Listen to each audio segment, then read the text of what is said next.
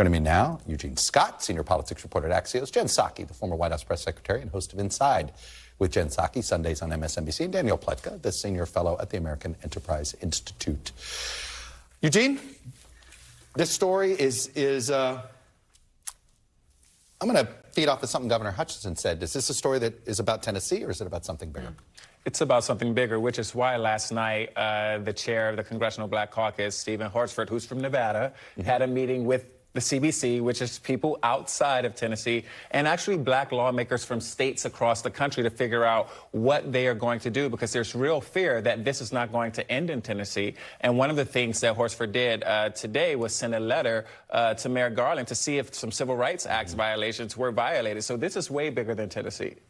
Danny, the premise I started with at the top is that, yes, this happened in Tennessee. This feels like this has been something that was going to happen somewhere in these state houses, that we're getting. First of all, the state legislatures are suddenly more relevant because they've had some hot button issues, particularly abortion and guns. Gerrymandering is more extreme at the state house level. It was Tennessee this time. It could have easily been Missouri. It could have easily been Florida. It could have easily been, California. They were in the reverse with the way it is. Or do you see something else here? No, it's not that I see something else, but I do see something bigger going on. I'm not sure I see the exact same thing that you see. We've become a country where you, instead of doing what you should do, you do what you can do. Should they have done this? They're within their rights. They had a vote. It was a Democratic vote. It was done properly. They expelled them. Should they have done that? I don't think so. Alvin Bragg, should he have brought those charges against Donald Trump? Well, he could, and he did it within his rights. Should he have done it? I'm not sure. We've become a country that no longer talks about whether choices are the right choices to make. Just because you can doesn't mean you should. And that goes for Republicans, it goes for Democrats, it goes for you and me, it goes for all of us. It is something that we were talking about. It does feel like that nobody ever thinks, well, maybe I can do this, but should I pull back? Should I take a breath?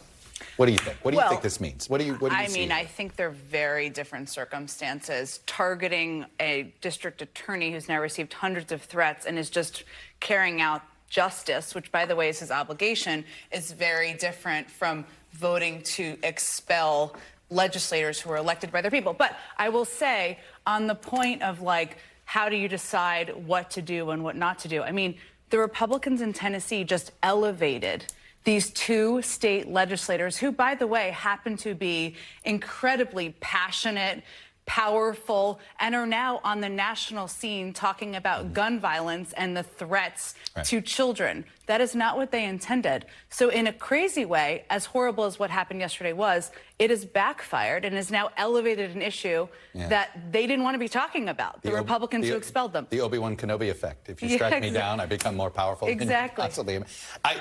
It does feel, this comes to this larger question that I've also had, which is, it's just been it's not good for the Republican brand. This is not, it doesn't matter. And especially when the outcome was they ousted the two black lawmakers and they didn't you're like, no, they didn't, right? It was one of those, you're like, really? I don't know how one could look at this and think that this will expand your party with, of course, obviously with black people, but with the young voters, the kids who were there, hoping that the action that these lawmakers would take would be actually about gun violence. I don't know what the thought behind this was that made them think that this would be a winsome approach to this. Well, this is what I wonder, Danny, and this is the other concern I have, is that when you cocoon yourself, whether it's via the gerrymandering process, right? You cocoon yourself from competition. It's the information ecosystem that they don't even realize how bad this might look to the broader picture here. You say something that I was just talking about on our podcast, because there was a poll that came out last week in the Wall Street Journal that showed these vast drops off in patriotism, in wanting to have children, in community service, in all of these things. The only thing that really went up was the importance of money. And but the poll itself was flawed. But one of the reasons we were talking about it is because this is a reflection of how divided things are in this country. The perception, though, of division is really mostly among us. Other people, whether it's Black Americans or it's Hispanic Americans or it's non-college educated white people, they actually don't feel strongly one way or the other. But none of us meet anybody different. These folks in Tennessee, they're not meeting anybody different. They don't see anybody different to talk to. They should have talked to the people who were demonstrating, for sure. But their constituents see this as a battle to the death. This is the problem for all of us. And it's not a Republican problem or a Democrat problem. It's an American problem. It's something we all need to figure out. Because if you think you're cocooned and nobody's going to judge you for it, you're right. But of course, that's not how it's going to work out.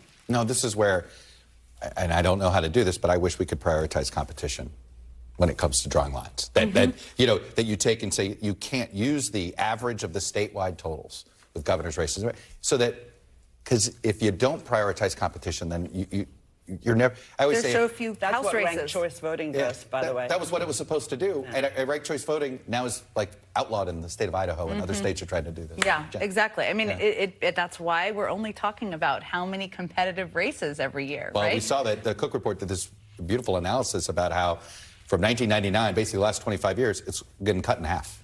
The number of competitors. Right, and that's just on the congressional level. And we're less gerrymandered there today than we have been 10 years ago. Right, and it takes away the incentive of working together on things, because working together on things has become kind of a dirty term. Compromise is dirty. Can you win re-election doing that? Compromising? Yeah. I actually think in some ways you can, but Joe you Biden can't. can, but not a legislator. Not a legislator. You can't win Twitter. Right? Yeah. You may not be able to win a primary. That's also a problem. But also, we do talk a lot more about where, and I'm not talking about Tennessee, I'm talking about in general. I mean, Biden passed 80, there were 81 bipartisan bills his first year in office, right? That's actually pretty good. Do it in the reverse. The only way you get anything done in Congress is if you can create the bipartisan. Yes, don't let the perfect be the enemy of the good. But that's not an easy way to run in a primary. It's not an easy way to win a competitive primary, and that's a part of the system that is... And that's not who shows up to vote anymore. Of course. Right. Well, and this is the other one. Now I want to pivot off to something else, because this is, if you were to, the other huge story of the week was the Wisconsin result. The numbers that are shocking to me that should really sober up some Republican strategists. One is Dane County. Madison is the second largest city in the state. Milwaukee County is the largest county and the largest city. Dane County produced more voters than Milwaukee County did. Here's second fact number 2 for you, Eugene. The Republican, or the conservative candidate, Dan Kelly, got 200,000 more votes than the last successful conservative Supreme Court candidate in Wisconsin about 3 years earlier. They had a massive surge of young voters, and they all voted one way. And if this keeps going, Republicans have a huge problem. Yeah. Indeed. I mean, we've seen this in, the last midterm election, the last presidential election. So it's not like Republicans haven't noticed a trend. They just haven't gotten behind just how fast this trend is moving away from them. And when you put something like abortion rights on the ballot and propose very strict restrictions on it, that is motivating to a lot of young people who fear that their rights could be, eradicated. Danny, when you look at the polls, it seems obvious that Republicans got to move on this. But is the infrastructure of the conservative movement so tied into the pro-life movement that they don't know how to get out of this box yet? I don't know the answer to that, Chuck. I honestly don't. I think that the Republican Party has had a very hard time absorbing the lessons of the last 6 years. And if that continues to be the case, the people are going to explain to them what that results in. And that's what we saw in Wisconsin. That's what democracy's supposed to do, actually. That's what we saw in Wisconsin. And, you don't have to give up your convictions. That's the thing. And that's when I listened to Governor Hutchinson, I was like, well, you don't have to give up your convictions, but you do actually have to compromise. You have to understand that there are views on the other side, and you have to work towards explaining. You cannot simply judge, not on one side or the other.